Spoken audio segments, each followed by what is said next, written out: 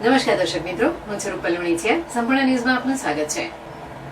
શક્તિ, ભક્તિ અને આસ્થાનો ત્રિવેણી સંગમ એટલે જગવિખ્યાત યાત્રાધામ અંબાજી, જે ગુજરાત અને રાજસ્થાનની સરહદ ઉપર આવેલું છે. અંબાજી દેશના 51 શક્તિપીઠમાં આદ્ય શક્તિપીઠ તરીકે ઓળખાય છે. અંબાજી મંદિરમાં ભક્તો મોટી સંખ્યામાં દર્શન કરવા આવે છે અને દર્શન કરી ધન્યતા અનુભવે છે. અંબાજી મંદિર ઉપર નાના મોટા 358 સુવર્ણ કળશ લાગેલા છે અને આ મંદિરને ગોલ્ડન ટેમ્પલ તરીકે ઓળખવામાં આવે છે.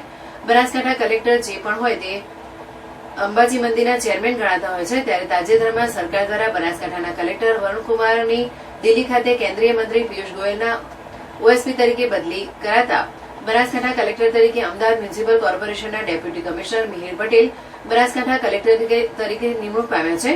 મિહિર પટેલ આજરોજ અંબાજી ખાતે આવ્યા હતા અને માતાજીના મંદિરમાં દર્શન કરી શીશ ઝુકાવ્યું હતું. મિહિર પટેલ આજરોજ અંબાજી મંદિર ખાતે આવ્યા હતા ત્યારે અંબાજી મંદિર દેવસ્થાન ટ્રસ્ટ દ્વારા તેમનું સ્વાગત કરવામાં આવ્યું હતું. સંસ્કૃત ભાષાના ભૂદેવો પણ હાજર રહ્યા હતા. સાથે સાથે એસડીએમ દાતા સિદ્ધિ વર્મા, અંબાજી મંદિર વહીવટદાર કૌશિક મોદી અને અંબાજી પીઆઈ આરબી ગોહિલ પણ હાજર રહ્યા હતા. સિદ્ધિ વિનાયક મંદિરમાં પણ તેમણે દર્શન કર્યા હતા અને માતાજીની ગાદી પર જઈને ભટ્ટજી મહારાજના પણ ખાસ આશીર્વાદ મેળવ્યા હતા. અંબાજી મંદિરના વહીવટદાર કૌશિક મોદી દ્વારા મિહિર પટેલને માતાજીની પ્રતિમા આપીને સન્માન કરાયું હતું.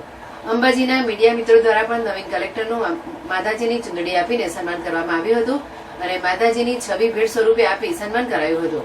બનાસકાંઠા કલેક્ટર તરીકે જે પણ અધિકારી આવે છે તે સૌપ્રથમ માતાના મંદિરે દર્શન કરે છે. બાદમાં જ કલેક્ટર જિલ્લાના કલેક્ટર તરીકેનો ચાર્જ સંભાળતા હોય છે.